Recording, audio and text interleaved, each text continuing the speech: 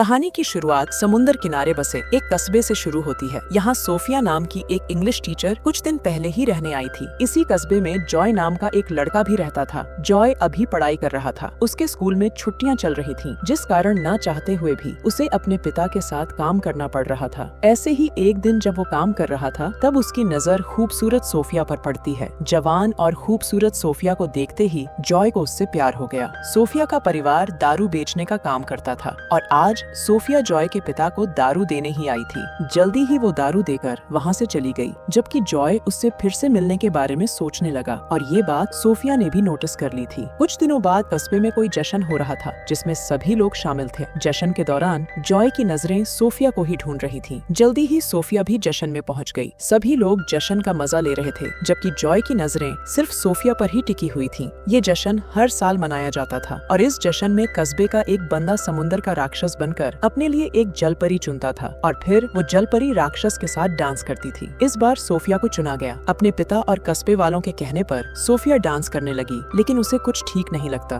देखते ही देखते राक्षस सोफिया के साथ बदतमीजी करने लगा। कस्बे वाले उसे रोकने की कोशिश करते हैं, लेकिन वो नहीं रुकता। जब वो सोफिया को उठाकर ले जाने लगा तो जॉय आगे आकर राक्षस पर हमला कर देता है। जॉय की बहादुरी से सोफिया तो खुश हो गई, मगर कस्बे वाले जॉय को बुरा भला कहने लगे। सभी लोग सोफिया को भी अजीब सी नजरों से देखने लगे, क्योंकि उनका मानना था कि सोफिया की वजह से उनका जश्न खराब हो गया है। आज की घटना ने सोफिया को तो परेशान किया ही था, लेकिन उसके साथ साथ जॉय भी परेशान था। उसे भी कस्बे का ये घटिया खेल पसंद नहीं था। उसे सोफिया की फिक्र थी, इसलिए वो पूरी रात उसके घर के सामने ही बैठा रहा। सुबह जब सोफिया उसे देखती है तो वो उसे काफी बुरा भला कहती है। सोफिया ने कस्बे के लोगों का सारा गुस्सा बेचारे जॉय पर निकाल दिया, लेकिन कुछ ही देर बाद उसने जॉय से माफी भी मांग ली, क्योंकि उसे अपनी गलती का एहसास हो चुका था। जल्दी ही दोनों में दोस्ती हो जाती है, जिसके बाद जॉय सोफिया को समुद्र की सैर कराने ले गया। बातों ही बातों में जॉय उससे पूछता है कि तुम अपने घर की बजाय होटल में क्यों रहती हो। सोफिया बताती है कि मेरी और मेरे पिता की सोच बिल्कुल अलग है। हम दोनों कभी एक छत के नीचे नहीं रह सकते। बुढ़ापे के कारण वो अकेले काम नहीं कर सकते, इसलिए मैं उनके पास आई हूँ। इन बातों से सोफिया थोड़ी सी उदास हो गई थी। जॉय उसे गले लगाकर हौसला देना चाहता था, लेकिन वो ऐसा कर नहीं पाता। अचानक मौसम खराब होने लगा और वो दोनों उससे बचने के लिए पास के ही एक छोटे से टापू की तरफ जाने लगे। इस टापू पर एक खाली घर था। जल्दी ही दोनों उस घर में आ गए। दोनों पूरे भीग चुके थे, इसलिए जॉय आग जलाने लगा। सोफिया का भीगा बदन देखकर जॉय का डंडा हरकत करने लगा, लेकिन वो खुद पर काबू रखता है। जॉय को काम करते देख सोफिया भी उसकी तरफ आकर्षित होने लगी थी। देखते ही देखते दोनों एक दूसरे के करीब आने लगे। जॉय जैसे ही सोफिया को चूमता है तो वो इतनी गर्म हो जाती है कि खुद ही जॉय की सवारी करने लगती है। आज से दोनों का रिश्ता शुरू हो गया था। मौसम ठीक होते ही दोनों कस्बे में वापस आ जाते हैं। दोनों अपने रिश्ते को छुपाने की पूरी कोशिश कर रहे थे, लेकिन हैरी नाम के एक टीचर को उन पर शक हो जाता है। जल्दी ही स्कूल शुरू हो गया और स्कूल शुरू होते ही जॉय को पता चलता है कि सोफिया उसी की क्लास को इंग्लिश पढ़ाने वाली है। ये देखकर जॉय तो बेहद खुश था, जबकि सोफिया उससे दूरी बनाने लगी थी। स्कूल के बाद जॉय सोफिया से बात करना चाहता था, लेकिन उसे हैरी के साथ देखकर जॉय को जलन होने लगी। जॉय सोफिया के करीब जाना चाहता था, लेकिन उसे मौका ही नहीं मिलता। सोफिया से दूर रहने के कारण वो उदास रहने लगा था, क्योंकि सोफिया स्कूल के बाद भी उससे बात नहीं करती थी। जॉय उससे मिलने के नए नए तरीके सोचने लगा और ऐसे ही एक दिन वो अपनी गाड़ी निकालता है और सोफिया का पीछा करने लगता है। जैसे ही उसे सोफिया अकेली नजर आई तो वो गाड़ी रोक लेता है, जिसके बाद सोफिया भी इधर उधर देखकर गाड़ी में बैठ जाती है। उसके पूछने पर सोफिया उसे समझाती है कि हम लोगों को अपने रिश्ते के बारे में नहीं बता सकते, क्योंकि उनकी नजर में ये गलत है, इसलिए मैं तुमसे दूर रहती हूँ। कुछ देर बातें करने के बाद दोनों सुनसान सी जगह पर आ गए। दोनों ने ऐसी जगह ढूंढ ली थी यहाँ ये दोनों खुलकर एक दूसरे के साथ समय बिता सकते थे। जॉय का साथ पाकर सोफिया पहले से ज्यादा खुश रहने लगी थी। दोनों एक दूसरे से बेहद प्यार करने लगे थे। ये लोग अभी बातें कर ही रहे थे कि तभी जॉय के कुछ दोस्त वहाँ आ जाते हैं और उन दोनों को साथ में देख लेते हैं। मगर सोफिया को इस चीज से कोई फर्क नहीं पड़ता, बल्कि वो तो उनके साथ खेलने लगती है। जॉय पूरा दिन घर से गायब था, जिस कारण उसका पिता उस पर गुस्सा करता है। सोफिया वापस आकर फिर से अपने काम में लग गई थी और तभी हैरी उसके पास आकर उससे बात करने लगा। बातों ही बातों में वो कहने लगा कि कुछ लोगों ने तुम्हें कस्बे से बाहर जॉय के साथ देखा था। वो आगे कहता है कि एक टीचर का इस तरह स्कूल के स्टूडेंट के साथ घूमना ठीक नहीं। सोफिया उससे कहती है कि वहाँ पर जॉय के साथ और भी लड़के थे और हम सभी बस गेम खेल रहे थे। भले ही सोफिया ने बात को संभाल लिया था, लेकिन वो अच्छी तरह जानती थी कि ये बात उसे और जॉय को मुसीबत में डाल सकती है। जॉय का ध्यान पढ़ाई से हटकर सोफिया की तरफ बढ़ने लगा था, जबकि सोफिया उसके साथ सख्ती से पेश आने लगी थी। दूसरी तरफ हैरी ने जॉय के पिता को बता दिया था कि जॉय आजकल सोफिया के साथ घूमने फिरने लगा है, जिस कारण वो अपनी पढ़ाई पर ध्यान नहीं दे रहा। इतना कहकर वो साला तो चला गया, लेकिन उसकी बातों ने जॉय के पिता को सोच में डाल दिया। जबकि जॉय सोफिया के घर पहुंच गया था। वो सोफिया से बात करना चाहता था, लेकिन सोफिया को उसका यूं आना पसंद नहीं आता। वो उसे समझाती है कि भले ही हम एक दूसरे से बेहद प्यार करते हैं, लेकिन हम बाकी प्रेमी जोड़ों की तरह अपने प्यार के बारे में किसी को बता नहीं सकते। जॉय सोफिया के प्यार में पागल हो चुका था। वो हर वक्त उसी के साथ रहने के सपने देखता रहता था। जॉय कहता है कि तुम हमेशा मेरी टीचर नहीं रहने वाली, मेरी पढ़ाई पूरी होते ही हम दोनों शादी कर लेंगे। लेकिन सोफिया को ये सब आसान नहीं लग रहा था। सोफिया इस रिश्ते को यहीं खत्म करना चाहती थी, मगर जब जॉय उसकी बात से सहमत नहीं होता तो वो दुनिया से छुपकर फिर से इस रिश्ते को आगे बढ़ाने लगी। दिन बीतते गए और दोनों का प्यार गहरा होता गया। दोनों को जब भी मौका मिलता तो वो खूब मस्ती करते और एक दूसरे का पानी भी निकालते। एक सुबह जब सोफिया जॉय से मिलकर कस्बे में वापस आती है तो एक बंदा उसे देख लेता है, जिससे सोफिया परेशान हो गई। जॉय के घर में जॉय की माँ ने जब उसकी और सोफिया की तस्वीरें देखी तो वो जान गई कि उसका बेटा सोफिया से प्यार करने लगा है। जॉय की माँ तो उसके लिए खुश थी, लेकिन जॉय का बाप इस बात से दुखी था। उसका बाप चाहता था कि जॉय प्यार का चक्कर छोड़कर अपने लिए नौकरी की खोज करे, ताकि उसका आने वाला कल बेहतर बन सके। भले ही उसका पिता उसके रिश्ते से खुश नहीं था, लेकिन फिर भी वो जॉय को इस रिश्ते को दुनिया से छुपाकर रखने की सलाह देता है। कुछ दिनों बाद सोफिया को कई दिनों के लिए शहर जाना पड़ गया और जॉय उसका इंतजार करने लगा। उसने अपने पिता से बात कर वो घर खरीद लिया। यहाँ वो सोफिया के साथ वक्त बिताया करता था। वो अकेला रहना चाहता था और इस बात से उसका पिता खुश था, क्योंकि वो अपने पैरों पर खड़े होने की कोशिश कर रहा था। देखते ही देखते वो दिन आ गया जब सोफिया वापस आने वाली थी। जॉय उसके साथ रहने के सपने देख रहा था, लेकिन जैसे ही वो वापस आती है तो उसका एक्सीडेंट हो जाता है। जॉय जल्दी जल्दी उसे पानी से निकालकर अस्पताल लेकर आता है। कुछ दिनों बाद सोफिया होश में तो आ गई, लेकिन जॉय उसकी हालत देखकर बेहद दुखी हो गया, क्योंकि सोफिया की हालत बेहद खराब थी। भले ही दोनों बात नहीं कर पा रहे थे, लेकिन दोनों की आंखें एक दूसरे से बहुत कुछ कह रही थी। इनके रिश्ते के बारे में भी पूरे कस्बे को पता चल गया था, जिस कारण जॉय कस्बे से दूर अपने नए घर में रहने लगा। जॉय इस बात से परेशान रहने लगा था कि कहीं वो सोफिया को खो ना दे, और इसी डर के चलते वो अस्पताल पहुंच जाता है। यहाँ आकर उसे पता चलता है कि कुछ मिनट पहले ही सोफिया की मौत हो गई। सोफिया की मौत से वो पूरी तरह टूट गया और उसे हर चीज से नफरत सी होने लगी। एक दिन सोफिया के पिता के बुलाने पर जॉय उनसे मिलने आता है। वो उसे सोफिया का खत देना चाहते थे, जो सोफिया ने जॉय के लिए लिखा था। सोफिया के पिता जॉय को बताते हैं कि कल समुद्र के बीचों बीच सोफिया को आखिरी बार अलविदा कहने की रस्म होने वाली है। जॉय खत लेकर घर तो आ जाता है, मगर उसे हर जगह सोफिया ही नजर आ रही थी। वो इस बात को मान ही नहीं पा रहा था कि उसकी प्यारी सोफिया उसे छोड़कर चली गई है। अगले दिन वो समुद्र में सोफिया को अलविदा कहने आता है और वहीं पर सोफिया का लिखा खत पढ़ने लगता है, जिसमें उसने लिखा था कि वो भी जॉय से बेहद प्यार करती है। खत पढ़कर जॉय सोचने लगा कि वो सोफिया को कभी भूल नहीं पाएगा, और यही सोचते सोचते उसने समुद्र में डूबकर अपनी जान दे दी, ताकि मरने के बाद वो सोफिया के साथ रह सके। और इसी के साथ इस कहानी का यही अंत हो जाता है। हमारी वीडियो देखने के लिए बहुत बहुत धन्यवाद। अगर आप ऐसी ही वीडियोस के दीवाने हैं तो प्लीज मेरे चैनल को जरूर सब्सक्राइब करें। मिलते हैं अगली वीडियो में, तब तक के लिए नमस्कार।